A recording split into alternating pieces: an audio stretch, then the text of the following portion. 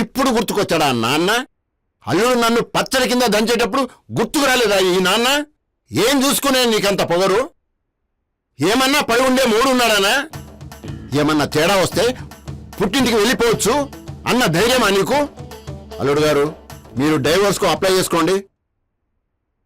మాకు నీకు ఎలాంటి సంబంధం లేదు. నువ్వు మా దగ్గరికి రాకు. నువ్వు వేరే వాడిని పెళ్లి చేసుకో.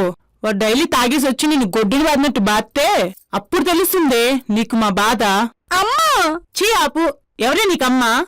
అక్కడక్కడ అల్లుళ్ళు ఏసీ కావాలి, ఫ్రిడ్జ్ కావాలి, బిజినెస్ కి లక్షలు కావాలని ఏడిపిస్తూ ఉంటారు. అల్లుడు ఏమడిగారే నిన్ను?